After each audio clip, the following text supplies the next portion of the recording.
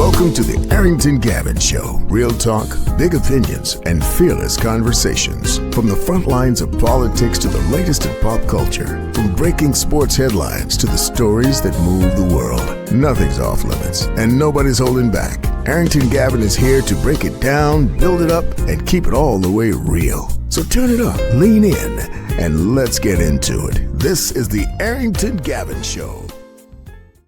Hey, what's going on, family? Welcome to another great episode of the Arrington Gavin Show. It's episode 593. That's right, 593.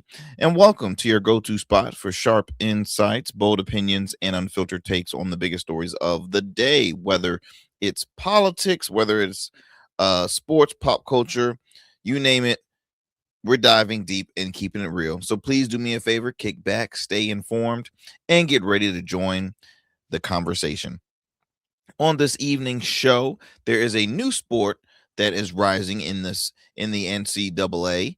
We're going to discuss what that sport is happening in the women's side of collegiate sports. Also, Fox News host is heading back into the Marine Corps. Can you guess which one it is? Well, we're going to talk about it here on the show. Here's another story we're going to discuss today, man. And I am fuming over it. Let me woosah as I prepare for this. So President Trump and his administrations are reportedly creating around roughly 1.7 close to $1.8 billion federal compensation fund called the Anti-Weaponization Fund. The money would come from a settlement tied to Trump's lawsuit against the IRS over the leaking of his tax records. Now, here's the crazy thing. It has grown to be a huge controversy because administration officials have not ruled out January 6 defendants, including some convicted of assaulting police officers during the attack, from applying for the compensation fund. So here's the thing. January 6 rioters are basically receiving reparations. January 6 rioters, because they're rioters. They caused a riot that was historic in our nation's capital in history. Okay, they not only did they trespass a government building, federal building, but people were harmed, lives were lost. So there's law enforcement officers that have severe PTSD due to that traumatic event that occurred. That was televised, by the way. That was televised. I've said it time and time again. When you break the law in the name of Trump, you get rewarded. You don't get you do not get punished for it. No. Why would you? You're doing what the kingmaker of them all is doing. You're making him smile, even though he won't do the same for you. But folks continue to be so loyal. Like it's so funny because if people could actually read between lines, have you ever realized, folks, that says, yeah, I've known Donald for these amount of years, but would you actually call yourselves like best friends? The man don't have friends because the man is not loyal. The more frustrating thing about this is that, what's funding this anti-weaponization fund? Taxpayer dollars. So we, the American people, are funding a fund that should not even be in existence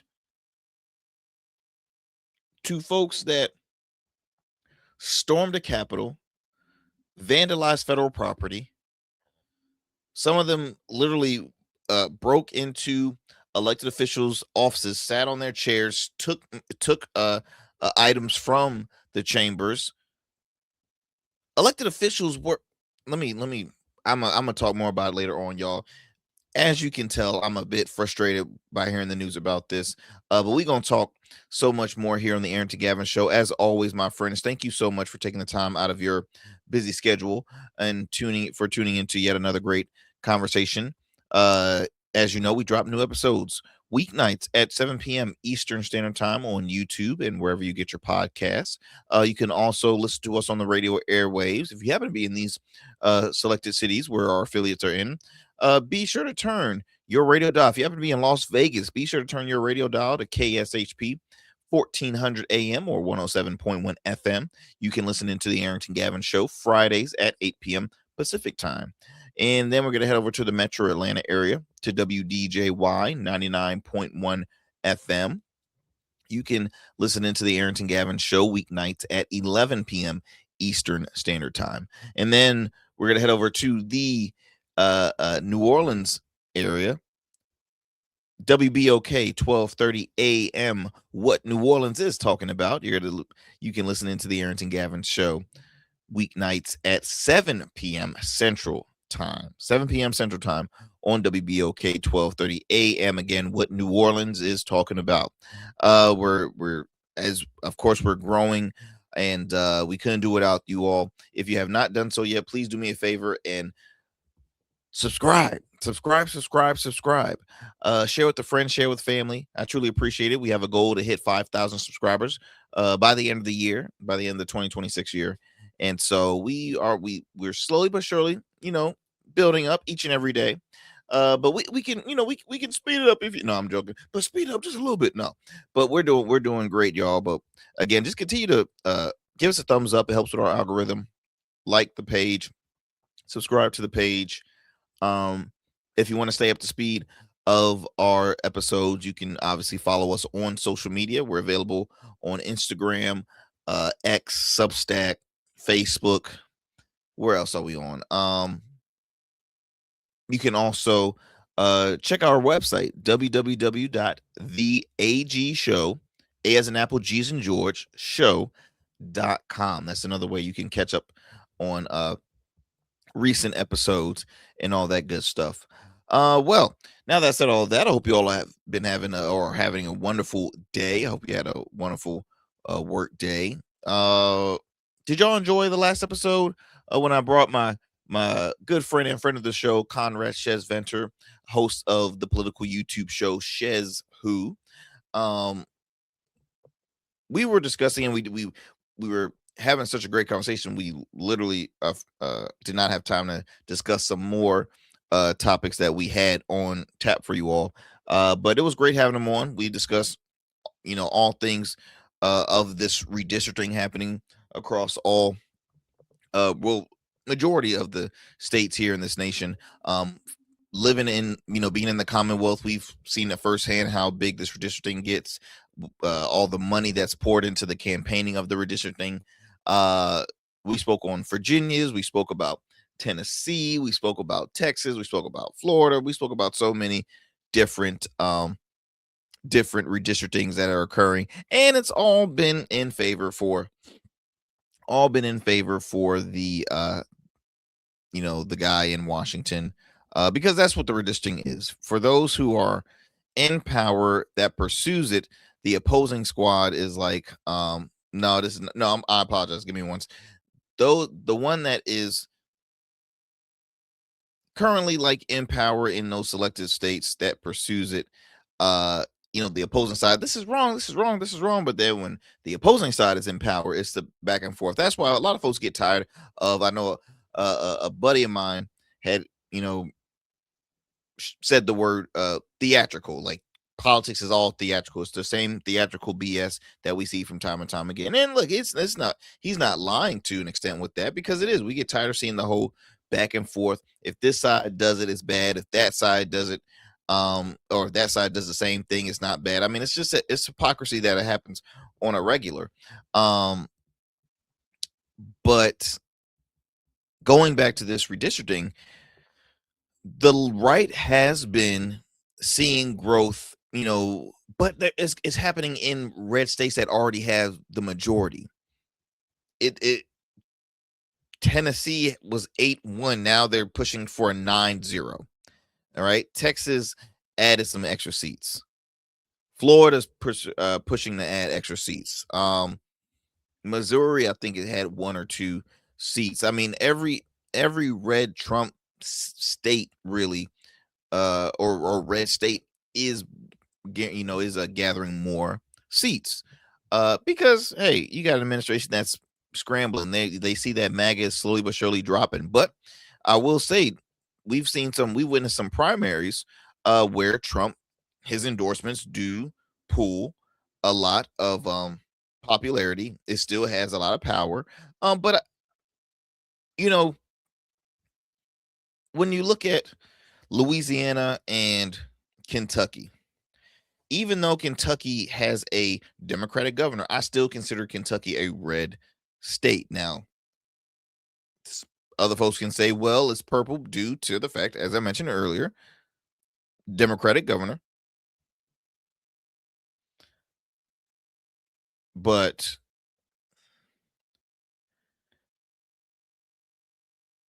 what I've caught on is the fact that Thomas Massey, congressman out of Kentucky, Bill Cassidy, U.S. senator out of Louisiana, Republican elected officials that speak against Trump are tossed out. So then I get to thinking, okay, is Trump trying to rebuild the GOP through fear? And I would say, hell yeah, he is. Who Look, if you have a disagreement or if you critique or criticize the president, he will either A, stop funding from your area or your state. He would or B, he would try to find support a challenger when it's time for elections and out primary you and get you on out of here. Lauren Boebert is starting to learn a little out in Colorado. What's old girl from Georgia, Marjorie Taylor Greene? Marjorie had some sense and just said, "Hey, I'm leaving Congress. I already know I've done talked too much junk about this administration and about this president. I know he's going to out primary me," which it sucks because you should not have that kind of like gangster mentality in leadership, in my opinion. Like there's a time when hey, you got to fight fire with fire, you got to act tough, but there's also a time where it's like, okay, so if anybody disagrees with you, just going to basically fire them or you're just going to let them go. Hence why he's an awful businessman. Anyways, you know what's next for the anti or the critics of Trump, right? I think for the most part, majority of them are gonna go on, retire. Further on, you never know. You're gonna see an announcement where they have left the Republican Party. Do you see them running for office again, but switching parties? Because we've seen a lot of party switching. First person that comes to mind, Jeff Duncan. We reached out at the time. I mean, let me tell you something. It's not easy always trying to schedule candidates or not candidates and also to schedule guests on this show. But Jeff Duncan was a former lieutenant governor of Georgia, Republican, longtime Republican. He was one of a small handful of Republicans that was against Trump, right? When he was very vocal. And then he ended up endorsing the Democratic elected officials, Democratic presidents twice. He spoke at the DNC, right? He was a part of the group, I believe, Republicans for Harris. Then he went on to leave the party, immediately joined the Democratic Party, and then goes ahead and says he's going to run for governor, which, as you all know, he lost in the primary. He was dead last, by the way, which it was no shocker because, and no disrespect to Jeff, but bro, you were not just a Republican, you were a Georgia Republican. And it don't get more Republican than Georgia, okay? And then all of a sudden, you join the Democratic Party hoping to be elected as governor as a Democrat. Man, is you out your mind?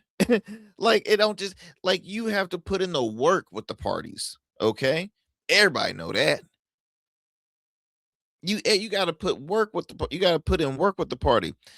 Here's how you build up credibility.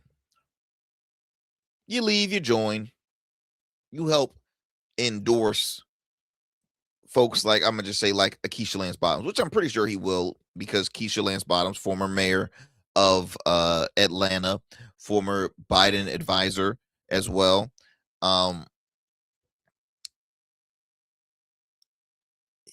you should have already done that prior, right? I mean, imagine, hey, look, you continue to tell folks, look, I was your elected governor. I made mistakes. There was a time where I've had these values, and now I see what's happening in Washington, and that's what ran me to the Democrat. I mean, it's just interesting. And he received, like, I mean, poorly votes. I think he, what, 6% of the votes elected him. I mean, I was not. It was not surprising at all. Where am I going with that? Where I'm going with that is the fact that there is a massive disconnect in the Republican Party.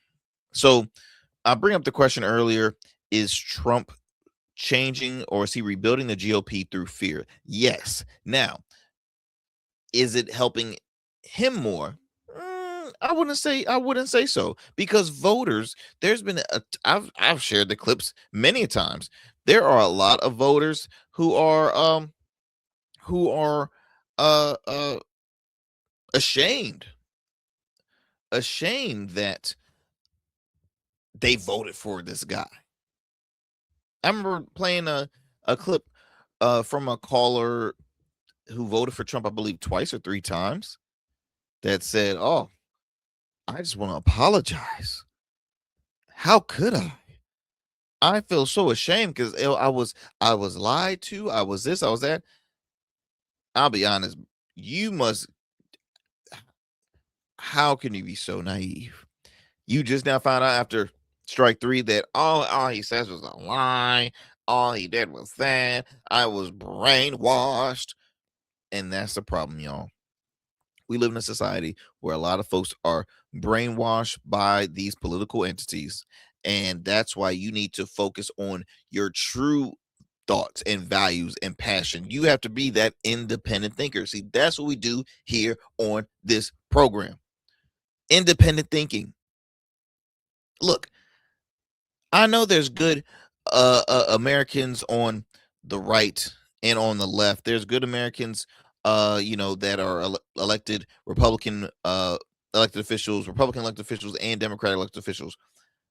But I also know that there's some bull happening on both sides too. And see, it's more it's more benefit by keeping the world divided than united. It's more beneficial. Come on. These pundits on these legacy media networks, they won't make money if they unite more. What? There's no money into unity. We got to keep stretching that rubber band, putting them on the each extreme sides. Oh my goodness. That's where the money's at. It's a shame. It is a true shame.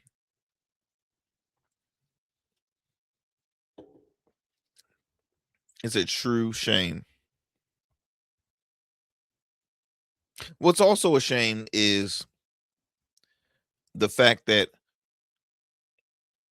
you have individuals that can literally commit crimes caught on live television. And because they did it for a party, or they did it for uh uh uh their fearless leader, they're it's all good. They didn't break any laws. No laws are broken. Like, it's a the man that said DC is so dangerous, we need to bring the National Guard in.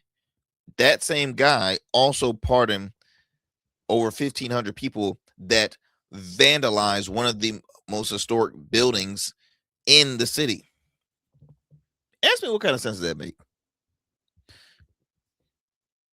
So what you're telling me is they're fine. Those that were jumping over brick walls, who was smashing through, breaking through windows, who assaulted law enforcement, who assaulted DC police officers, Metro police officers, Capitol Police, excuse me, who assaulted them. They're good. No, they're not dangerous, but the rest dangerous. They are extremely dangerous. We gotta we're not gonna we don't need to bring more cops. No, we need to bring the National Guard. We need to have tanks drive around, tell them, hey, you gotta get inside. Like, it's the safest place because of me. I made it safe. Give me a break. Give me a break. Man, I've went way over my time. Look, we're gonna take a breather here. You're listening to the Arrington Gavin Show, my friends. Thank you for sticking with us. We'll be right back after these commercial breaks. What's up, y'all? Welcome to And we still in traffic. Don't look familiar, do I? Not in this seat. Hey, what's that you listening to? Here to host today. Hey, turn it up. Yeah, this that new Goldverse app. I got you. So y'all want to know where the goats are? They're off on the sidelines. Looking for fresh, relevant content wherever you go? What was the name of the app he said? Introducing Goatverse TV. Goldverse, that's what it's called. The free streaming app that brings you the best podcasts, current events, and thought-provoking opinions all in one place. Download it now from the Apple Store or Play Store. In Goats, we trust. Every man has a story to tell. Your ambitions, your achievements, your legacy. Your suit should reflect that story, crafted precisely, designed for impact, and tailored exclusively for you. We work with only the finest fabrics, luxurious wools, silk, linen, and blends from world-renowned mills in Italy, the UK, and India. These fabrics are the foundation of custom suits that exude elegance and stand the test of time. But a suit isn't just about fabric, it's about fit, and it's about confidence, and it all starts with you. When you work with me, you'll receive a personalized consultation, whether in person or over Zoom. Together, we'll explore your vision and discuss your needs, and we're gonna bring your ideas to life. My journey as a designer includes apprenticing under New York-based designer Clavon Leonard, showcasing collections at New York Fashion Week, Algeria Fashion Week, and the prestigious Baltimore Met Gala. That experience is what we bring to every suit we create, from weddings to corporate events and everything in between. We specialize in crafting one-of-a-kind suits for life's most significant moments. Dapper Luke has been recognized as one of Baltimore's best menswear in 2023, and I was honored to be one of the 10 designers selected for the prestigious Baltimore Met Gala. With over 900 satisfied clients, we proudly serve Virginia Beach and Baltimore, bringing world-class designs to these incredible communities. We don't just make suits, we craft confidence. Your suit will fit your body, your style, and it will tell your story. Book your free online personal consultation today.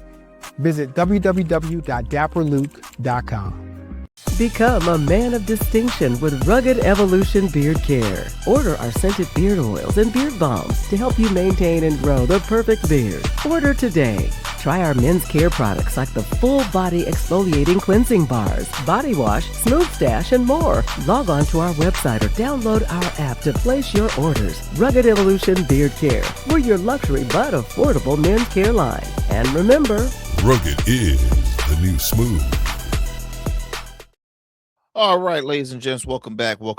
As I mentioned early in the show, there is a new sport, a new women's collegiate sport that has been,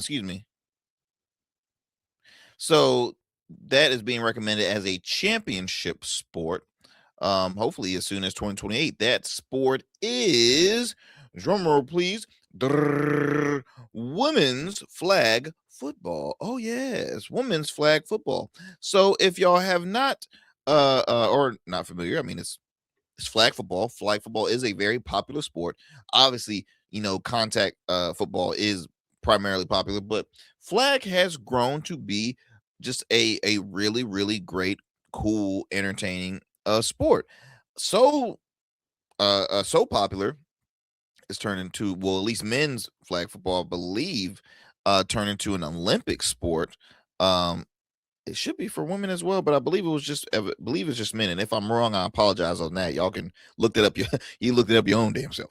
But let me read you this article right here and see AA committee recommends women's flag football as a championship sport as soon as 2028. It says here women's flag is on the path of becoming a NCAA championship sport. The Committee on Access, Opportunity, and Impact voted at its spring meeting recently to recommend flag football as a championship sport at Division 1, 2, and 3. Now, per the NCAA, the vote puts the sport on a path for spring championship competition in 2028. Now, the vote marks a significant advancement in the continued growth of the sport alone. Flag football has been one of the nation's fastest growing sports, with an increased participation of youth, high school, and college intramural and varsity levels, which varsity is considered on a collegiate level, scholarship, like a legit collegiate sport, as part of the NCAA's emerging sports for women program. Now, the NFL has thrown its support behind growing the game, and flag football will make its Olympic debut at the 2028 games in Los Angeles with women's and men's. Okay, so boom, I correct my own self. It is women's and men's medal competition that's drawing interest from NFL players. You know, it's really cool what I've noticed. The Olympics are trying new things during these summer games, and I appreciate it because I think the last one they debuted breakdancing, which I wish they would have done it again. I really didn't watch too much of the last one, but I thought that would have been cool to continue. I don't think it's happening again this year. I think it was kind of like a one and done trial error. One person went viral, but she did not win. I think they were more on the likes of joking on her dancing skills, but she was an Olympian. Something y'all can't say y'all Olympian.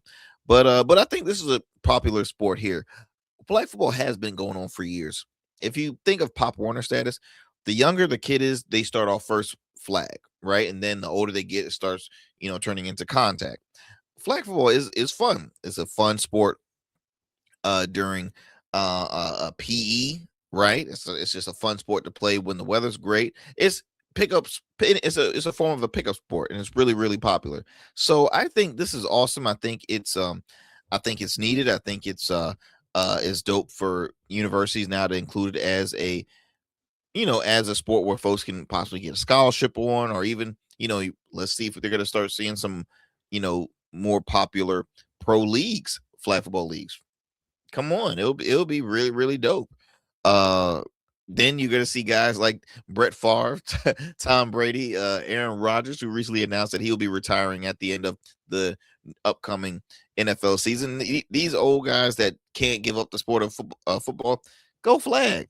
It's, you still can compete, right? You're just not getting hit. T.O. still very much in shape. You know what I mean? There's retired NFL players that can very much still compete. That's all I'm saying. Let me, but again, congrats on that, and congrats on the growth of women's flag football, because I know I've spoken with some friends that work at universities, and it is building up as a popular intramural sport. So I'm curious to hear some more about this one, y'all. Let me digress from this here and moving on to another story here. So Byron Allen, I've spoken about this before. Byron Allen, who is a comedian, host, he's also the comedian who bought the Weather Channel, and he's a founder, CEO of Allen Media Group, which has bought loads of different local TV stations. As I mentioned, bought the Weather Channel. He recently bought a majority stock or majority stake in BuzzFeed as well for like 120 million, I believe. Byron is doing the damn thing. Let's just clap it up for him. The Griot, he bought Black News Channel, turned into the Griot. The Griot is very popular. I support them. I shared them a lot here on the show. And hold tight. I'm texting my wife. She's she's reaching out to me as I do this show. I've mentioned people contact me while I do the show, and I'm like, yo, I'm doing the show. They don't care. They nobody ever listen to me. There we go. I am in the studio right now, honey. Love you. Bye. And so, where was that? Oh yeah, Byron Allen. So Byron Allen. Now I knew him through this show called Comics Unleashed, where he's the host. He sits down and he has maybe like four comics side by side. They talk about certain stories and just joke around the table. It's dope. It's great. It's been going on for a long time, and yeah, Byron Allen is a very successful individual. Okay, now as I fast forward through that, it was recently announced that Byron Allen would be replacing Stephen Colbert's time slot. Stephen Colbert, who we all know and love, host of the Late Show with Stephen Colbert. It was announced that his show will be getting canceled. Not just him, but the show alone. They will be ending the late night show just as a whole, which is like, are you sure about that? And CBS has this new, they have new ownership. They're under Paramount. Paramount is owned by the Ellisons, father-son duo, who are very close, tight with Donald Trump. Stephen Colbert, a critic of Trump, kind of makes sense slightly. CBS News now, is in charge, or is under the leadership of Barry Weiss, who comes across as, or says she's an independent, but caters more to the Trump administration. So I would say definitely more center right. But going back to Byron Allen, it was announced that Byron Allen will be taking the time slot of the Tonight Show with Stephen Colbert, and I could be more happy for Byron Allen, really, because he's been in the game for a long time. I think he had his first big break when he was, let me see if I remember. I want to say 17. Yeah, 17 on the was it the Tonight Show with Johnny Carson or the Late Show with Johnny Carson? Anyway, Johnny Carson was way past my era, but for those who are a lot older who remembers Carson, that was a big deal when you're on that show. So he got his break on there, and since then he has been on top of the world. Has not been down since. Let me give you a better just background on Byron Allen.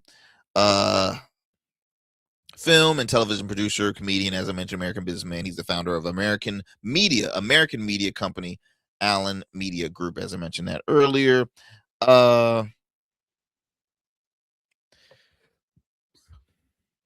Let me get some more meat and potatoes here.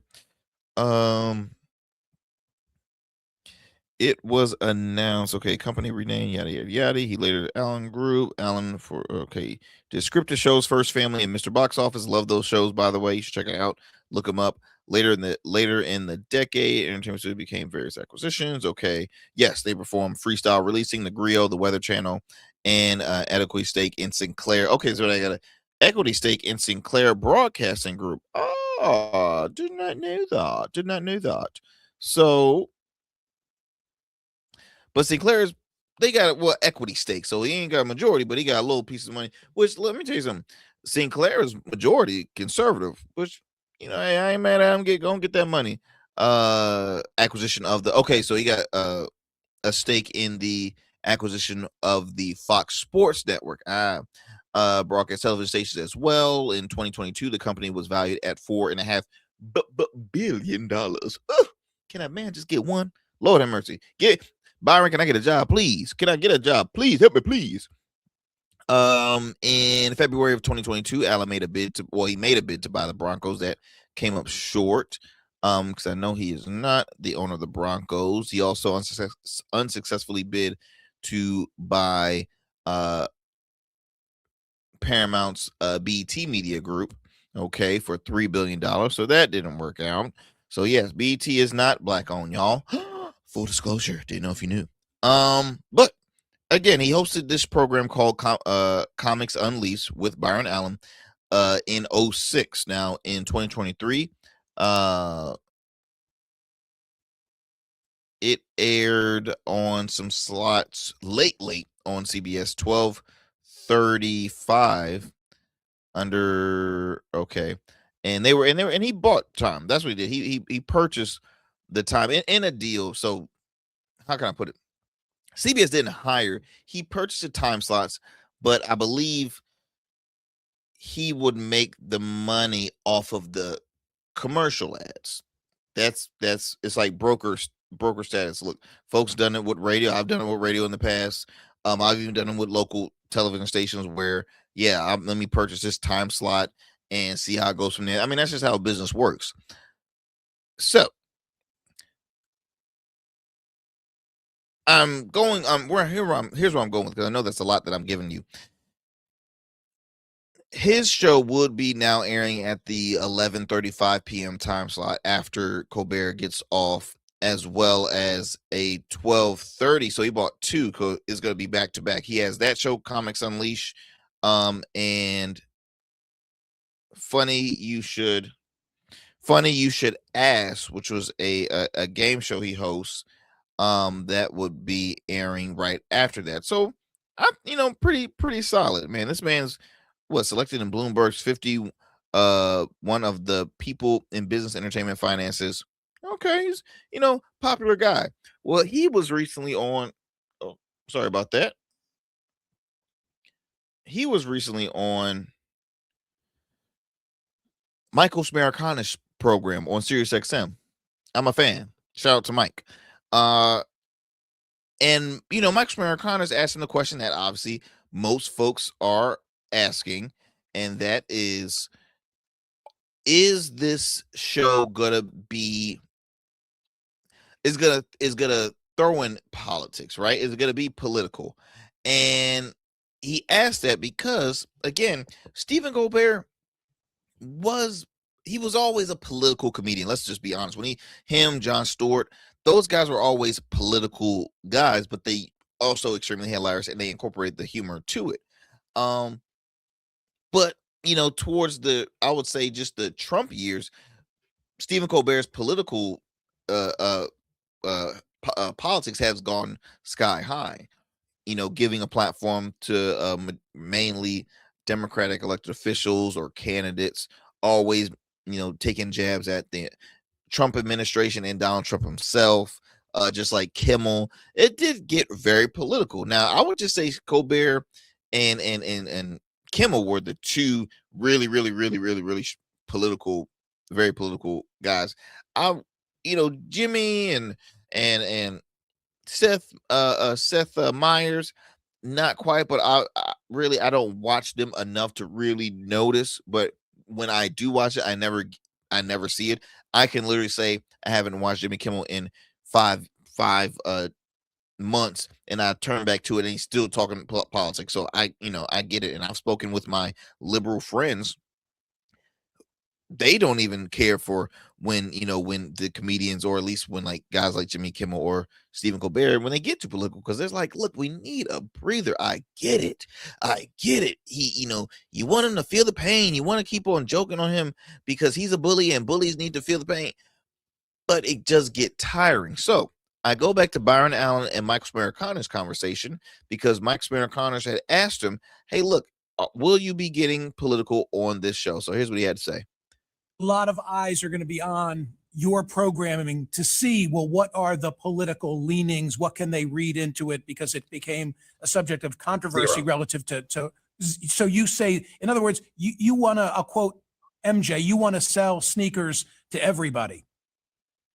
Yes. This is like, we don't need the politics. I don't care who you vote for. I don't care.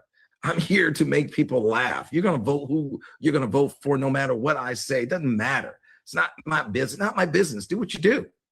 So I'm here to make you laugh. And the great way to bring us together is through comedy. Comedy is very powerful, very powerful. It's built every platform. Comedy, Buster Keaton, Charlie Chaplin, Harold Lloyd, they built the movie industry. Bob Hope, George Burns, Gracie Allen, Milton Berle, they built radio, and they also built TV. Then you go on to cable, and it's Richard Pryor and George Carlin. And then you go on to streaming, and it's Dave Chappelle, Chris Rock, and Adam Sandler. Comedy built every platform. A lot of eyes are going to be on. And you know what? He could not be any more right. He is. He's also a smart businessman because he's trying to sell his show so he can, make a huge profit off of it, because that's what they do. Whenever there's a new show coming on, we're not going to talk politics. We're not really going to go into that details. Eventually, it's going to throw in something there. But he's right, though, in a sense, because comedy is about being funny. It's not about being political. You got comics that says, okay, look, all my comedy is political based, right? All my genre in comedy is political. Some might be dark comedy, some might be sexual comedy. Like, everything is different. He's absolutely right, especially coming off of this, Kevin Hart roast that's been very controversial. Me, I'm not gonna lie, I liked it. I enjoyed it. Now, am I here saying, oh, I'm a fan of Tony Hinchcliffe? No. Is he a successful comedian? Hell yes.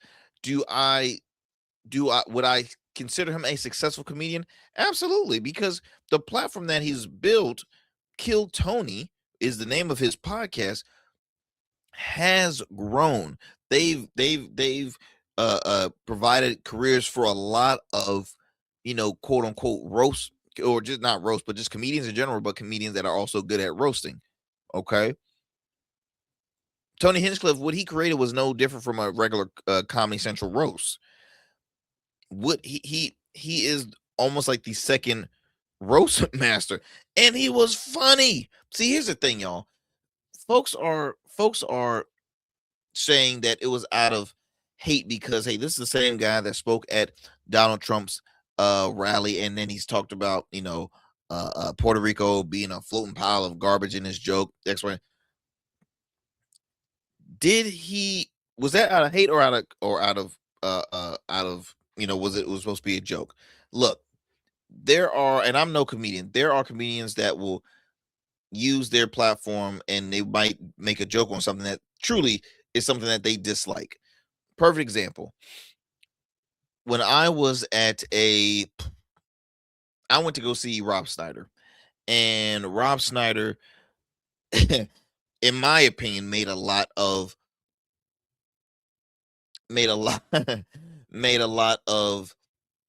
jokes towards the LGBTQ, and not even just LGBTQ, but just, I would say, liberal leaning liberal politics, and specifically the LGBTQ, so bad that there was folks that were sitting behind me that was members of the community, the LGBTQ community, and I overheard them saying, hey, do you want to leave? Do you want to leave? Because obviously he was hitting a nerve and they didn't think it was funny. Now, I personally think in comedy, you go to a show or you are in the industry, in the field, you have to have thick skin. You have to realize it's a joke. You go to a comedy show to laugh. If the joke, a roast is all about going on the edge with a joke. If the joke was funny, the joke was funny. If it personally, if you felt insulted, then then you have the opportunity to leave or turn the TV off. Okay. I'll be honest. I watched the majority of the roast that I saw. It was, I know what the whole premise of a roast is. I also am a person that I take if a joke is still, I know how to laugh at myself. I know how to laugh at a joke. I'm friends with a lot of comedians. I lose fingers. I can't even count how many folks I consider friends that are professional comedians. Hell, my family, we joke on each other. So, and we make jokes, right?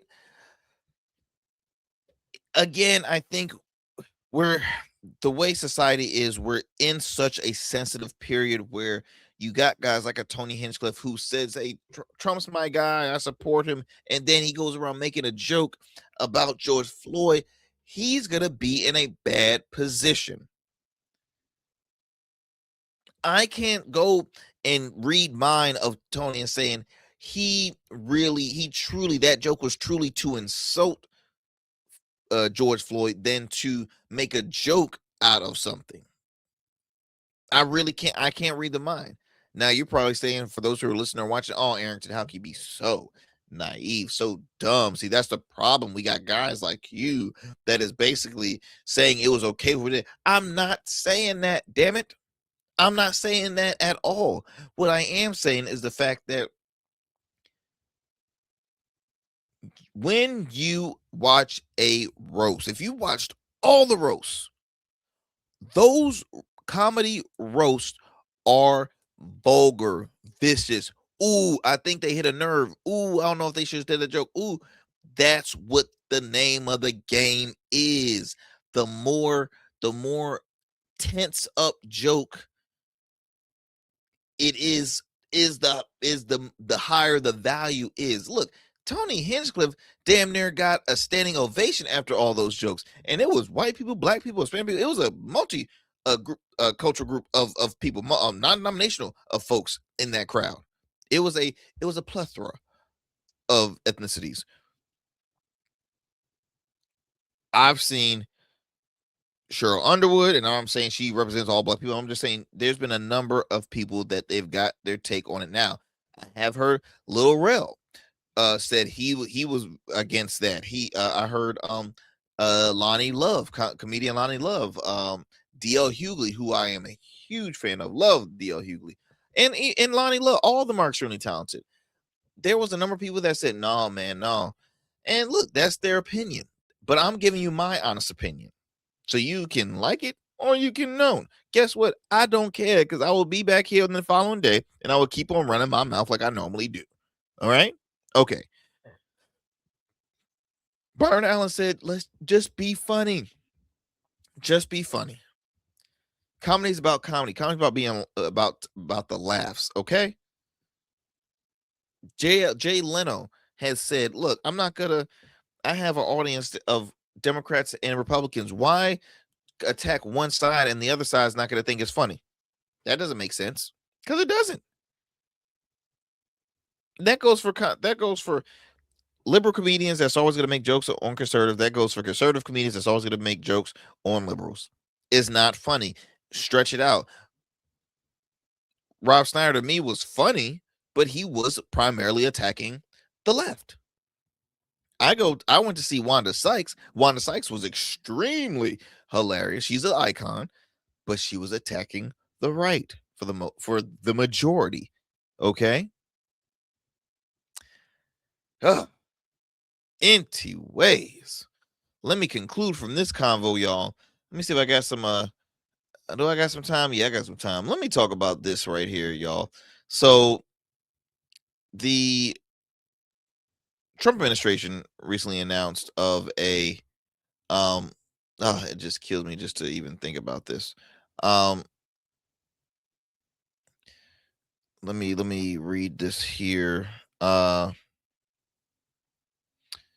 So Justice Department announces nearly $1.8 billion fund to compensate Trump allies in a deal to drop IRS lawsuits. So the Trump administration recently announced the creation of a nearly $1.8 billion fund to compensate allies of the Republican president who believe they have been unjustly investigated and prosecuted, an arrangement that Democrats and government watchdogs derided as corrupt and unconstitutional. Bull. Okay. The anti-weaponization fund of $1.776 billion, which rounded up, is part of a settlement that resolves President Trump's lawsuit against the Internal Revenue Service over the leak of his tax returns. It will allow people who believe they were targeted for prosecution for political purposes, including by the Biden administration, Justice Department, to apply for payouts, creating what Acting Attorney General Todd Blanche called an lawful process for victims of lawfare and weaponization to be heard and seek redress. Now, quote here I'm reading, Blanche said the machinery of government should never be weaponized against any American, and it is this department's intention to make rights the wrong that were previously done while ensuring this never happens again. Nearly 100 Democrats in the House of Representatives signed on to a legal brief urging a judge to block what they described as an unprecedented resolution that they said would unjustly enrich people close to the president with taxpayer dollars and open the door to meritless claims of political persecution. Let's see. The president of the Citizens of Responsibility and Ethics in Washington, Donald Sherman, said this is one of the single most corrupt acts in American history. Let me pause right there because I do have some soundbite here where you have some Republican elected officials that are also against what was just heard. You have folks who were there. You have police officers who were there who was filing a suit because they're like, hold up. So what you're saying is okay. What you're saying is that all those insults, not all those insults, that attack, I could have lost my life because lives were lost. You're saying that was okay? It's crazy. It's crazy. Let me go ahead and just see if I have and excuse the language, but let me see if I can find the clip here because we've all seen it, and I'm just going to backtrack to what happened on January 6th. Check this out.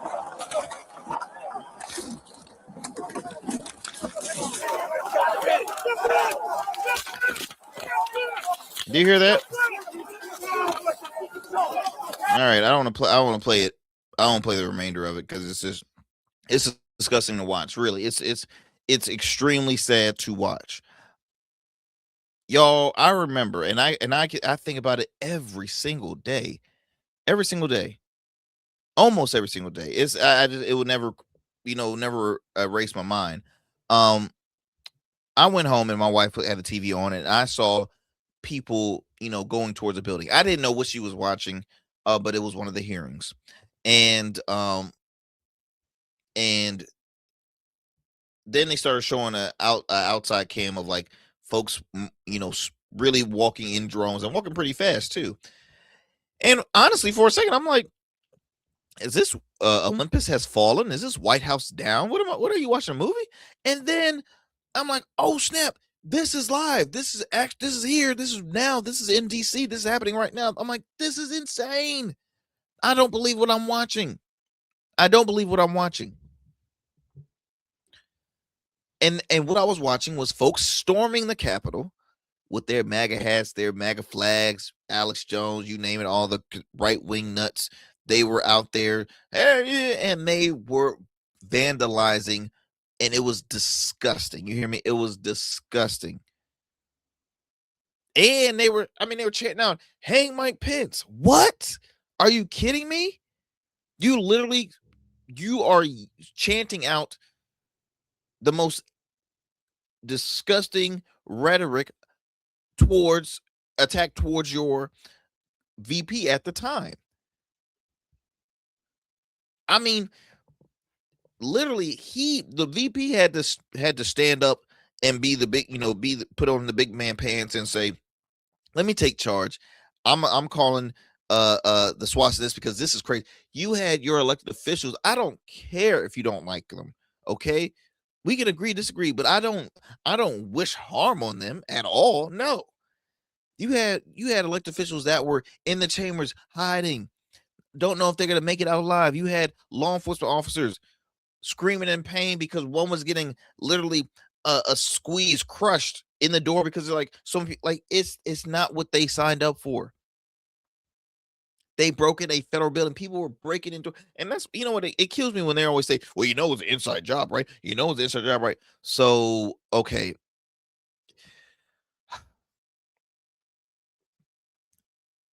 That doesn't, I look, inside or not, folks still stormed the Capitol. that doesn't make them innocent people. It doesn't. It doesn't make them innocent. So Harry Dunn, one of the officers, joined ABC News Live recently to discuss the lawsuit because 2 police officers who defended the U.S. Capitol in 2021 during January 6 attacks are suing to stop the creation of President Trump's $1.7 billion in taxpayer freaking money, the Anti-Weaponization Fund, calling it the most brazen act of presidential corruption in this century. Let me go ahead and play that clip real quick because I'm looking at my time here and we might need to extend this on the following show because this is insane. Check this out. Why did you feel like you had to file this lawsuit? Well, just listening to you just say that, suing to block $1.776 billion payment to, I wouldn't even say defendants, I would say terrorists, insurrectionists, and people responsible for one of the darkest days in American history. It is crazy. Why do I have to sue? Why do I have to sue? Because this is what this administration is all about. It's about rewarding bad players. January 20th last year, when Donald Trump was inaugurated, he forgave the insurrectionists for what they did to us, what they did to this country. He forgave them. And just yesterday, they just announced that they are going to reward them for their efforts on January 6th. And, you know, like I said, it's unclear who the actual payments are going to. But I think this also shows an incentive to the people who committed violence in Donald Trump's name. What makes you think that you can succeed? Well, first of all, we're right. I always feel good when, you know, we're doing the right thing morally, and the American people stand with us. I do believe it's a very, the issue at hand is this is taxpayer money, and taxpayers are going to be the ones footing the bill for this. But somehow along the way, Donald Trump tells us we don't have money for health care, for child care, but we got millions and billions of dollars for illegal wars or in this case, rewarding insurrectionists. It's not fair to the American people. It's not fair to the taxpayers. Why did you feel like you had to file? He is absolutely right. Y'all, we live in a moment in our world where, and I've said it time and time, and I said, man, I might sound like a broken record. Gas is high, grocery prices are high, everything is high, yet we're in the wealthiest country in the world, yet folks are trying to decide on, am I going to do food or medicine? Because I can't afford both. I'm barely affording healthcare. First of all, I'll be honest, and this is just another pet peeve of mine. I'm starting to find out these certain, you know, either wellness plans or health plans and this and any other. It is a bunch of bull, because have y'all realized, like, certain insurances that you pay for, do y'all ever feel like you get benefit out of it? Is it just me? Because I feel like I'm paying for something that I have not seen yet a benefit from it at all. Like I haven't. Anyways, we're going to talk more about this again, y'all, because I'm running out of time, because I really want to extend this conversation. I really want to extend this conversation because it frustrates me, because yet people are still defending this individual, saying he's the most undivisive guy. What? You're brainwashed, okay? You're brainwashed. This man saying reward those who broke down buildings, who attacked law enforcement officers, who trespassed, who broke into federal government buildings. Let's pay them. Let's give them money. Let's reward them. What? Is this the America y'all thought y'all would be living in 2026? Because I sure as hell didn't. My friends, as always, that's my time. Y'all take care. You remember, stay blessed, stay safe out there, and I will talk to you soon on another great convo. Peace. I'm out.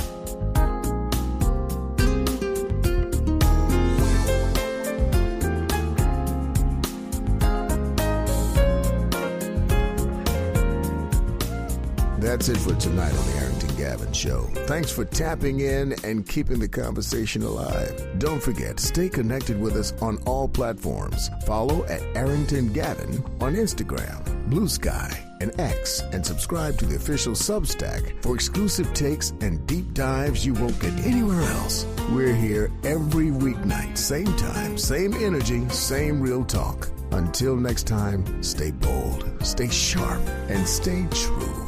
That's what we do on the Arrington Gavin Show. Peace.